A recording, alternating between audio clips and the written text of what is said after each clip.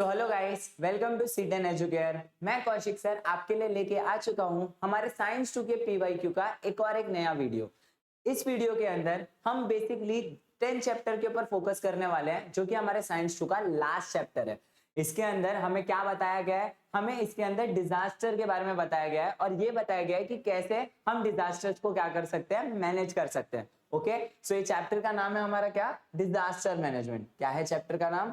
Disaster management. तो basically ये chapter के अंदर हम लोग बस वही देखने वाले हैं कि कैसे डिजास्टर्स को, मतलब होता है ना, कितने टाइप के डिजास्टर्स होते हैं, उनके इफेक्ट क्या होते हैं, कैसे आप उनको मैनेज कर सकते हो। डिजास्टर मैनेज करने के लिए कैसा एक सिस्टम होना जरूरी है। अगर डिजास्टर हो जाता है तो उसके बाद आप क्या स्टेप्स करते हो, क्या आपको, मतलब बोलते हैं ना, स्टेप्स को आपको फॉलो करना पड़ेगा कि आप मिनिमल बोल सकते हो लाइफ को क्या हो, हार्म हो। ठीक है, तो बेसिकली ये लास्ट चैप्टर है हमारे साइंस 2 का। और बहुत सारे बच्चे ऐसे होते हैं जो ना ये लास्ट के चैप्टर्स को क्या करते हैं, लाइटली लेते हैं। मैंने आपको मार्क्स वाइज वेटेज में बताया था कि ये जो चैप्टर है ना, ये आपका टोटल 6 मार्क कैरी कर रहा है। कितना कैरी कर रहा है? 6 मार्क्स कैरी कर रहा है। तो बेसिकली देखा जाए तो ये बिल्कुल भी ऐसा नहीं है लाइट चैप्टर है, ये आपका one of the important chapter है। क्योंकि आप इजीली, मतलब देखो इसके अंदर सारे थियोरेटिकल क्वेश्चंस हैं। ठीक है, मतलब ऐसे क्वेश्चन जो आपको एक बार पढ़ना और वही सेम चीज को आपको उतारना, आपको इसमें कोई लॉजिक समझने की जरूरत नहीं है। तो अगर एक बार आपने अच्छे से पढ़ लिया चैप्टर तो भी आपका काम हो जाएगा। ठीक है, तो इसीलिए ये इतना ज्यादा इंपॉर्टेंट चैप्टर है। ओके, सो बेसिकली मैं आपको यही बोलना चाहूंगा कि ये जो चैप्टर है इसको ना बिल्कुल लाइटली मत लेना और इस पर पूरे तरीके से अपना फोकस कर देना। ठीक है, तो चलो चालू करते हैं। बेसिकली जैसे हम शुरुआत करते हैं क्या कि पहले चूज द मतलब बोलते हैं ना, जो 1 मार्क्स वाले क्वेश्चन है, चूज द करेक्ट अल्टरनेटिव, या फिर और जो दूसरे क्वेश्चन है पहले वो करेंगे, उसके बाद हम फिर थियरी क्वेश्चंस के ऊपर आएंगे। ओके, तो चलो शुरू करते हैं। पहला हमारा क्वेश्चन क्या है? Volcano is a dash disaster. Volcano जो होता है वो कैसा डिजास्टर है? क्या वो सोशल डिजास्टर है, मतलब क्या वो सामाजिक चीजों की वजह से होता है? नहीं। क्या वो बायोलॉजिकल डिजास्टर है, मतलब क्या क्या जीन के अंदर कुछ चेंज हो रहा है या फिर कुछ हो रहा है उसके वजह से कुछ हो रहा है, बोलते हैं ना कुछ पोल्यूशन की वजह से हो रहा है, कुछ ऐसा होता है क्या? नहीं। क्या वो पॉलिटिकल डिजास्टर है, मतलब क्या कि वो पॉलिटिक्स, मतलब जो पॉलिटिकल अपना लाइफ है उसमें अगर कुछ प्रॉब्लम आ रहा है तो वॉल्केनो फटता है क्या? नहीं।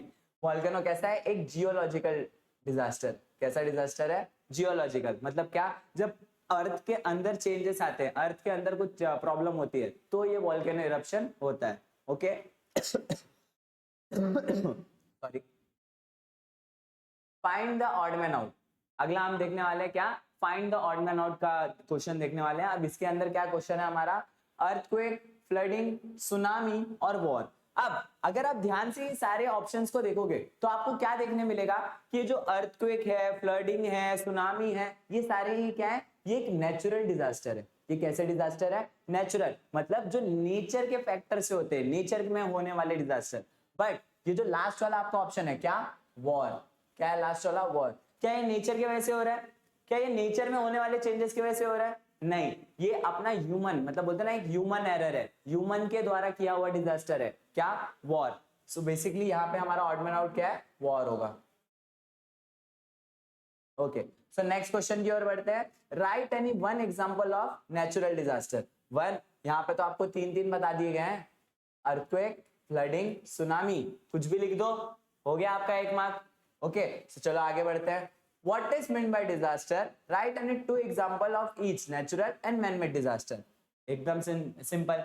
डिजास्टर मतलब होता क्या है? डिजास्टर मतलब ऐसी घटना जिसके अंदर जान का नुकसान हो, पैसे का नुकसान हो, संपत्ति का नुकसान हो, मतलब क्या, लाइफ, पर्सन या फिर प्रॉपर्टी, ये सबका जब नुकसान होता है तो इसी चीज को हम क्या बोलते हैं? डिजास्टर बोलते हैं। अब ये 2 तरीके से हो सकता है, या तो ये मैनमेड होगा, मतलब इंसानों द्वारा होगा, या तो ये होगा किसकी वजह से? ये होता है नेचुरल। यहाँ पे देखो टाइप्स ऑफ डिजास्टर बताए गए, क्या? नेचुरल और मैनमेड। ठीक है, नेचुरल में भी देखो कितने टाइप है, जियोलॉजिकल, एटमॉस्फेरिक, प्लांट, एनिमल, ये वो। और अपना मैनमेड में वॉर, फायर, बॉम्ब ब्लास्ट, ये सारे क्या है? मैनमेड है। तो वही आपको 2 एग्जांपल भी लिखने नेचुरल और मैनमेड के, तो आप ये लिख सकते हो। ओके 3 मार्क का क्वेश्चन है, देख लो ये आपका एकदम सिंपल क्वेश्चन है।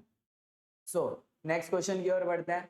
The following are of some disaster, which precaution would you take during this disaster? अब देखो यहाँ पे आपको कुछ फोटोज दिए और आप क्या कर सकते हो, इसमें क्या प्रिकॉशन आप ले सकते हो। सबसे पहला अर्थक्वेक।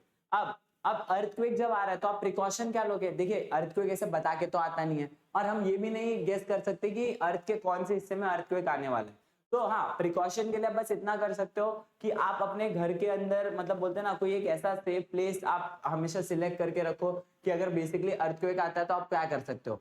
अब देखो नॉर्मली हमें बताया गया कि जब अर्थक्वेक आता है तो आपको अपना सर बचाना है और किसी भी टेबल वेबल के नीचे क्या होना है, छुप जाना है। ठीक है, तो आप वो कर सकते हो, ये आप प्रिकॉशन ले सकते हो। दूसरा, जब आग लगती है, जब आग लगती है तो आपको हमेशा ये ट्राई करना है कि आप अगर बाहर निकल सकते हो आग वाली प्लेस से, तो बिना भी किसी बोलते ना, बिना किसी चीज की फिक्र किए हुए कि यार ये मेरा इंपॉर्टेंट वैल्यूएबल चीज है इसको लेके चलता हूँ, यार ये मेरा मतलब बोलते ना इतना करोड़ों का सामान है इसको लेके चलता हूँ, उसकी चिंता किए बिना आपको पहले बाहर निकलना है। आपको पहले खुद को बचाना है। अगर आप खुद को बचाओगे तो आप वो पैसे वापस भी कमा लोगे, बट अगर नहीं बचा पाओगे तो वो सारे मतलब बोलते ना, आप जब खुद ही नहीं बचोगे तो पैसा बचा के क्या करोगे।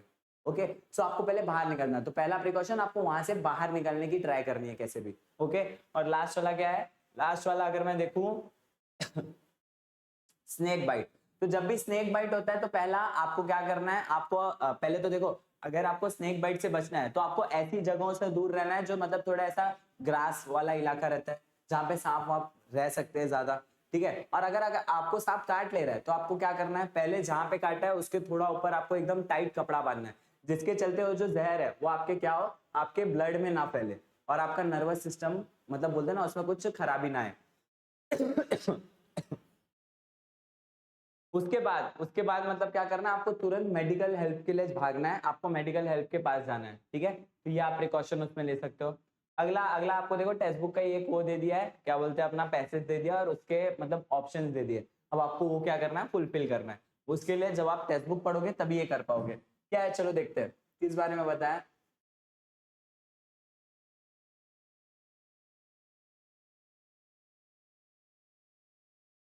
चलो देखते हैं कौन से पैराग्राफ है ये।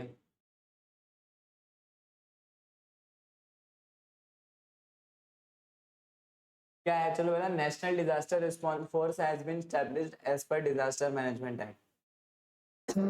मतलब ये डिजास्टर मैनेजमेंट में से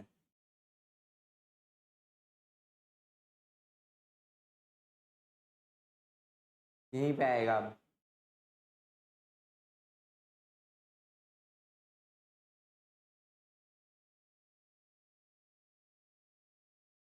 ये देखो, ये रहा, ये देखो, हु डज व्हाट, मतलब किसने क्या किया।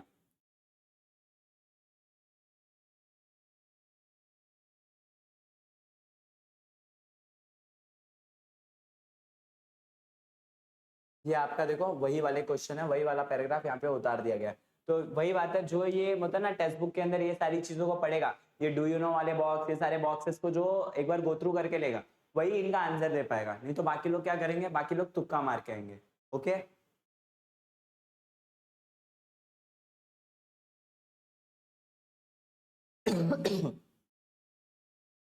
Write down any two objectives of disaster management. अब आपको डिजास्टर मैनेजमेंट के दो ऑब्जेक्टिव को लिखना है। मतलब क्या, कि ये जो डिजास्टर मैनेजमेंट का जो हम लोग बोलते हैं ना, एक पूरा ग्रुप स्टेब्लिश कर रहे हैं, एक पूरा वो बना रहे हैं, उसका क्या ऑब्जेक्टिव है, क्यों बना रहे हैं, कुछ तो कारण होगा ना।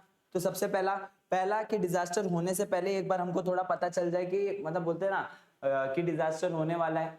ठीक है, उसके लिए हम लोग थोड़ी ज्यादा एक सावधानी वो करके रखे, सावधानी बरत के रखे कि भाई ये अगर मतलब ऐसा ऐसा डिजास्टर हो सकता है, तो अपने को ये सारी चीजें क्या करनी है, ऐसा करके रखना है कि अगर कभी हुआ तो हम लोग उसको टैकल कर पाए।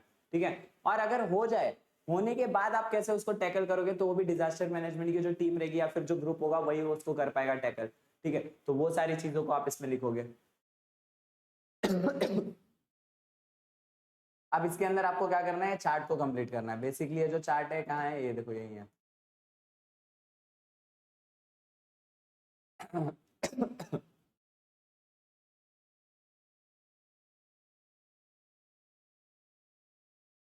सॉरी, थोड़ा मतलब बोलते ना, मुझे खांसी आ रही है, थोड़ा मतलब डस्ट एलर्जी एक टाइप थी, तो उसके चलते मुझे थोड़ा हो रहा है। बट कैसा है, अभी आपके एग्जाम नजदीक आ रहे हैं तो हम लोग ये सब चीजों को डिले नहीं कर सकते। ठीक है, तो ये आपके जो क्वेश्चंस है, ये जो पीवाईक्यू वाला वो है, वो हमें करना ही था कंप्लीट, तो फिर इसीलिए आज मैंने बोलते ना, खांसी आ रही है फिर भी मैं ट्राई कर रहा हूँ कि मैं अच्छे से आपको बता पाऊँ। ठीक है। चलो आगे बढ़े अगर हम। Write any 4 important facts which must be thought over while considering the scope of disaster. अब scope of disaster उसमें आ जाओ.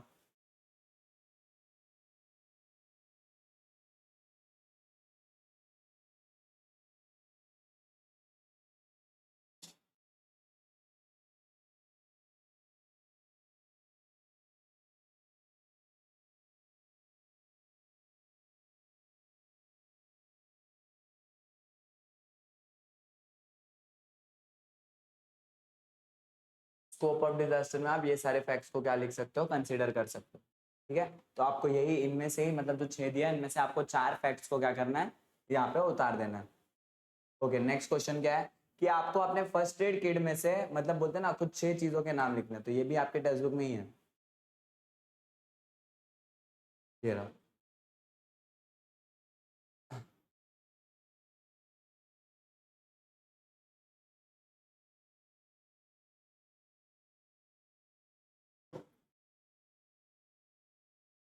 ये सारी चीजें आपके फर्स्ट एड किट में होनी चाहिए. अब इनमें से आपको सिर्फ 6 चीजों का नाम लिखना है. तो आप कोई भी 6 चीजों के नाम यहाँ पे क्या कर सकते हो, मेंशन कर सकते हो.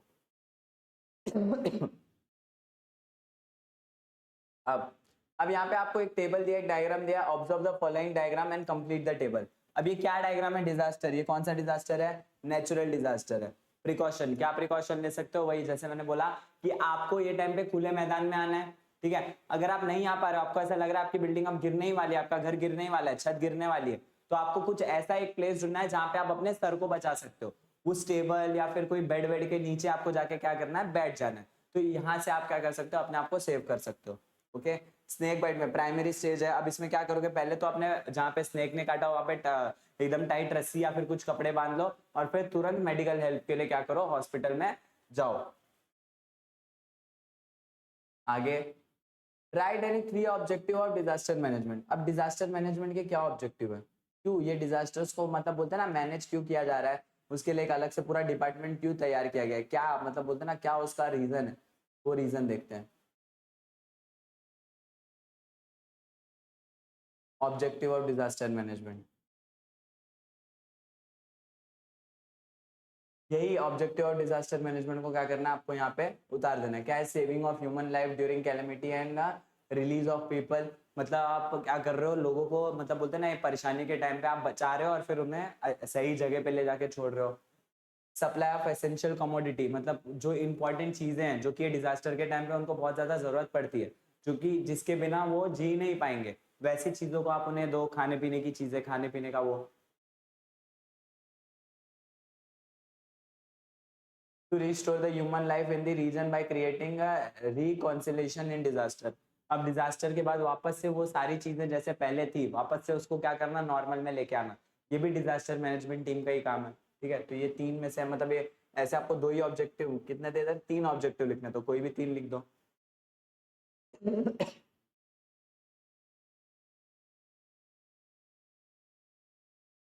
अब observe the following pictures and right any 2 effect of this disaster. अब आपको ये पिक्चर को क्या करना, ऑब्जर्व करना और इसका कोई 2 इफेक्ट आपको लिखना है. तो सबसे पहला क्या है, ओवरफ्लो ऑफ डैम है. मतलब क्या, जब बारिश बहुत ज्यादा होती है और डैम ओवरफ्लो होने लगता है. तो और क्या बोला है, any 2 effect of this disaster. अब ये डिजास्टर के कोई 2 इफेक्ट भी लिखना है. तो अगर डैम ओवरफ्लो होता है तो क्या होएगा, पहला कि मतलब जो मतलब एक्वेटिक एनिमल्स है उनको प्रॉब्लम होगा, तो life of aquatic animals are in danger, पहला इफेक्ट. दूसरा कि अगर जब ये डैम को खोला जाएगा तो उसके आसपास की जो जगह है वहां पे क्या हो जाएगा, पानी भर जाएगा. ठीक है, तो ये 2 इफेक्ट इसके हो गए. और इसके मतलब क्या, जो रेलवे ट्रैक्स है जब उसमें पानी भर जाता है तो क्या होएगा, पहला जो रेलवे ट्रैक्स है मतलब जो मतलब बोलते हैं ना जो ट्रेन है वो चल नहीं पाएंगी क्योंकि ट्रैक्स पूरे पानी से भरे हुए हैं. दूसरा, जब रेलवे ट्रैक में पानी भरती है तो लोग ना ट्रैवल नहीं कर पाएंगे. ठीक है, लोग एक जगह से दूसरी जगह नहीं जा पाएंगे, लोग एक जगह पे आइसोलेट होकर रह जाएंगे. ये 2 प्रॉब्लम्स यहाँ के हो गए. Write down the reason, effect and remedial measure taken from any one disaster seen और हर्ड बाय यू. अब आपको कोई एक डिजास्टर जो आपने देखा है उसमें आप क्या है बोलते हैं ना, उसके रीजन क्या है, वो डिजास्टर का क्या इफेक्ट हो सकता है, उसमें आप अगर वो डिजास्टर हो जा रहा है तो आप क्या रेमेडी कर सकते हो. ठीक है, अपने आजू बाजू के लोगों को सेव करने के लिए इसको बताना है. जैसे एक एग्जांपल ले लेते, फ्लड आया. फ्लड आने का रीजन या तो बहुत ज्यादा बारिश हो रही है या तो हमारे जो सीवेज सिस्टम है वो अच्छे से साफ नहीं है. इसका ये कारण है फ्लड आने का, तो ये रीजन में आप लिख दो। दूसरा इफेक्ट क्या होगा, इफेक्ट ये होगा कि हर जगह पानी भर जाएगा, लोग एक जगह से दूसरे जगह नहीं जा पाएंगे, ठीक है। और जो मतलब बोलते हैं ना, जो निचले इलाके में लोग रहते हैं उनको बहुत ज्यादा दिक्कतें होंगी, उनका घर वर पूरा डूब जाएगा पानी में। और रेमेडी क्या कर सकते हो, उन लोगों को जो नीचे वाली जगह में रहते हैं उनको वहां से निकाल के हम कहीं हायर एल्टीट्यूड वाली जगह पे लेके जा सकते हैं, जहाँ पे उनकी लाइफ सेफ रहे, वो बचे रहे, ठीक है। और फिर उनको वहाँ पे अच्छे मतलब खाने पीने का सामान पहुंचा के हम उनको क्या कर सकते हैं, उनको थोड़ा मतलब बोलते हैं ना एक उम्मीद दे सकते हैं, उनको थोड़े दिन तक हम लोग क्या कर सकते हैं, सेव कर सकते हैं। तो ऐसे ही ये जो 10वां चैप्टर है इसके अंदर ये सारे थियरी वाले क्वेश्चंस हैं, इनको आपको एकदम प्यार प्यार से समझ समझ के सॉल्व करना है। अगर आप एक बार टेक्स्ट बुक रीड करोगे ना तो ये सारे क्वेश्चंस आपके एकदम बोलते हैं ना सिंपली हो जाएंगे। गिन के मैं बोलूँ तो ये रीड करने में भी 10 से 15 मिनट लगता है अगर आप फुल डेडिकेशन से रीड करो तो ज्यादा कोई हार्ड चैप्टर नहीं है, ये दोनों बहुत ज्यादा इंपॉर्टेंट है, मतलब आपको बोल सकते हो ना कम मेहनत में आपको ज्यादा मार्क्स मिल रहे हैं यहाँ पे, तो ये बहुत ज्यादा बोल सकते हो ऐसा चैप्टर है जिसपे आपको ध्यान देना बहुत जरूरी है।